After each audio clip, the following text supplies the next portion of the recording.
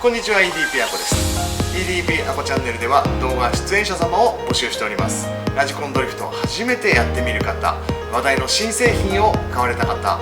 チャンネルのプロフィール欄に電話番号とメールアドレスがあるので、こちらからぜひお問い合わせください。では動画をどうぞ。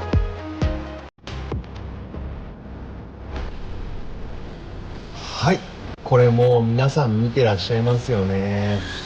表彰からついにドリフト10分の1ですね。ジャイロ肉が出るってことなんですけれども、まあこれね RTR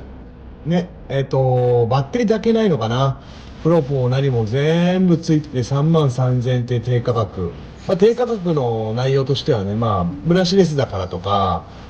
このねシャーシの方がねプラで金型で一体成形っていうんですかね。でアッカーマンも固定式タイロットじゃないと、そういったとこだったりってことでとっても安く出てきてるんで、これはねラジコンドリフト界としてはちょっと歓迎の方なのかなって思うんですが、クリップレスボディマウントとかねカチャってくっつくんですよね。そこら辺とか、ジャイロ一体式の受信機、なんか新しいテクノロジーというかね、そういったところを投入し、そしてトレノね、豆腐屋さんのトレノなんでパカメで、パカメがオプションで動くんですかね。でホグランプ黄色とかね、イニシエのと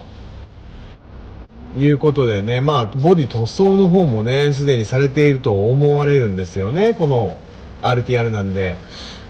でもう充電バッテリー買ってきて充電するだけで走れるよみたいなセットに見えるんですが、これどうでしょうね皆さんね。ラジコンドリフトやってらっしゃる方の1割2割最大でも3割しかラジコンサーキットには来てないっていう話で、他のね大多数というのは家の近くの駐車場であったり、職場の駐車場でアスファルトの上とかね、そういったところでやってるということなんで特に問題ないとは思われるのですが、私 EDP アコはラジコンドリフトサーキットをやっていますということで、ラジコンドリフトサーキットっていうところの目線から、RTR なんでね入門者さん向けではあるのは承知です。100も1000も承知なんですが、サーキットというところから見せていただくといろんなところが出てくるんじゃないのかな。一つ、まずねブラシレスモーター、このね全部いい点が全部、裏返しになっちゃうのかなっていうところあるんですが、ブラシレスモーターのコギング、要は止まろうとする力、アクセルを抜いた時の止まろうとする力ってめちゃめちゃ強いんですよね。でこのブレーキの力がどれだけ効いてくるのか、それによってね転がんないんですよね。転がんないイコール、不安定なドリフトアングルになってしまうってことなんですよね。そして2つ目、ホイールベース可変式、これなんですけれども、ホイールベース可変してね、それに今後ねいろんなボディが出てきて、それに合わせるためにホイールベース可変式というのはいいと思うんですが、結構ねピッチングの合成とあとねじれの合成の部分でこれどうなんだろうな。この基本的にはプラスチックのモノコックみたいなボディですよね。どうなるんだろうなっていう疑問点が一つありましたよね。そして、アッカーマンなんですけれども、これいわゆる固定式ですよね。固定式でそのポストをね前後にちょんちょんと向きを変えるだけで、若干のアッカーマン変わるということだそうなんですが、本当にそれでいいのかなっていうのがちょっとあったんですよね。それは一番ラストに話させてもらいます。そして、クリップレスボディマウント、これなんですけど、いわゆる前は理解できたんですよ。ミニッツみたいなねカチャってはめ込むタイプかな。で後ろに関してはなんて言うんだろうな、つまんでシャーシ側をつまんでボディ側にガチャって引っかかるような感じになってるのかな。でこれなんですけれども、結局そのなんて言うんでしょうね、ボディ側の金具っていうかね、受ける場所ですよねがないと、他のシャーシに他のボディを持ってくることができないのかなと。そうなると世の中もしかしてパンダ86だらけになる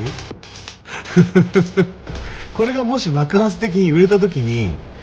全員同じボディでシャーシャーシャーシャー走ってる感じ、なかなかね、このね、令和のこのご時世にパンダ86がいっぱい走ってるって姿を考えると、ちょっとドキドキしてしまいましたと。そして、ジャイロ一体式のね、受信機。これなんですけれども、ジャイロ一体式。そこまではいいんですが、それね、ちょっと問題があるような気がして、今後このジャイロでずっと行くのか、ジャイロを交換するのかって言った時に、ジャイロ交換イコール受信機もですよね。そうなると今度、送信機も交換するとなると、丸々変わってくるのかな。そしてこの付属してくるサーボは、今流通している世の中のジャイロの動きについてこれるのかな。それがないとなると、それがね、ちょっとサーボがちょっとってなると、ジャイロを交換したいっていう一つの欲求を満たすために、送信機、受信機、ジャイロ、サーボを交換することになると。残すは ESC、アンプとモーターですよね。で、アンプとモーターに関してはね、僕はね、ちょっとね、このサーキットを走るにあたって、ブラシは厳しいと思ってるんですよね。この同一車種だけで走る分には特に問題ないのかなって思うんだけれども、他の車と走るときにちょっと問題がいろいろ出てくるんじゃないのかなっていうのをちょっと総合的に見させていただいたんですよ。まずこのジャイロなんですが、スロットルにも介入してくるらしいんですよ。なんだってなりますよね。今までラジコンドリフトやってきた人、ジャイロの動きがスロットルに介入してくるってちょっと想像つかないですよね。基本的には角度が入った時にスロットルが全開にならないようになるとか、スロットルが角度が入った時に全開にならない。例えばね、スピンするって時に思いっきり握って、フロントぶっこ抜いて体勢立て直すとかあるんじゃないですか。そういったものができなくなるのかな。それがちょっと考えられる。スロットルにはちょっと介入してほしくないなっていうところが一つある。それを外そうとしたら、さっきのね、送信機、受信機、ジャイロ、サーボ全部交換かなという感じになってくるのかなって思うんですよね。そして、何よりね、このね、テストドライバーの方なんですよね。テストドライバー、デモドライバー、この動画のここら辺、この感じってわかりますか？フロントが飛ばない。フロントはいつまでも設置して、何しろフロントの向こう方にずっと転がっていく。飛ばない。昔ね、かの土屋圭一さんが言ったのか言わないのかね、飛距離となんとかとなんとかみたいなね、なんかあったじゃないですか。飛距離となんとかとなんとかじゃ全然わかんないけど、飛距離ってね、大事だと思うんですよね。飛ばずにフロントから切れ込んでいって、でアクセルを余計に握ることによってオーバーを出す。オーバーが出たところでカウンターが当たるっていう、なんて言うんだろうな、ちょっと言い方悪いし、偏見を持った言い方になりますけど、イニディドリフト。突っ込みすぎのドリフトっていう感じに思うんですよね。クリップ、あくまでね、アウトインアウトのクリップがあって、そのクリップに目指して突っ込んでいくところで、例えばタックインっていうのかな、 FF でいうなんかこうフロントザザザザザって入っていくところでアクセルを握ってリアが出る、リアが出たところのドリフトっていうように見えるんですよね。だから振りの鋭さもしくはその止めの鋭さ、止めが鋭いことによってこう飛んでいくというね、やっぱりちょっとスタイルがいろいろドリフトの中であると思うんですよね。競技ドリフトであったり、そのイニディドリフトであったり、例えばジムカーナ内のドリフト、あれはなんて言うんでしょうね、なんて呼ぶかわかんないですけど、ジムカーナのようなドリフトであったりとかっていうことがあると思うんですが、そういった部分でもしサーキットにでも第一歩目としてはいいのか。あえてね、今回ね、僕がこういう風にデメリットというかね、この懸念点をわざわざ長い時間かけて言ってるっていうのは、他の方が結構いいように言ってるように聞こえたんですよ、見えたんですよ。なので、それをね 100% 信じて買ってみた、サーキットに行ってみた、なんか他の人たちと全然違うぞってなった時に、これどうすればいいですか？正直全部買い替えだね。正直全部買い替え。じゃあいくらかかります？安く見積もって15万ってなっちゃうんですよね。そこのところを十分理解して、別に駐車場でねイニディごっこやるからいいんだよっていう方は何にも問題ないと思いますが、サーキットでみんなと同じように走れるってそれをね思い描いて、ご購入される方はちょっと注意した方がいいのかなって思っちゃったりしてます。神奈川県のね会社でね、テストコース神奈川県内でいろいろやってたというお話は伺ってるんですが、実際ね目の当たりにしてないんですよ。目の前で見てないんですよ。なのでどんな動きするか正直わかんないです。この動画からしか僕わからないんですよ。その限られた情報の中で申し訳ないけれどもね、知ったようなこと言って本当に申し訳ないんですが言わせていただくと、そんなところですというわけで、ぜひね購入された方見せてください。 EDP に持ってきてください。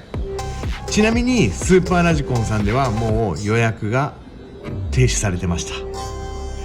といったところですかね。ラジコンドリフトというねジャンル界隈で言えば、また新しいメーカーさんが参入してくれる、大変喜ばしいことだと思います。あとはもうね肉ジャイロドリにね参入してないメーカーさんといえば星2つのメーカーさんぐらいじゃないですかということなんで、それは期待してるんですが、安易にねサーキットでっていうところではちょっといろいろ考えて勉強して情報収集した方がいいんじゃないでしょうかというアンチテーゼって言うんですか、言うのかな、アンチテーゼ違うのかな、その意味言葉知らないけど、そんなことになればと思って、炎上覚悟でね動画を上げさせていただきました。今日の動画ここまで。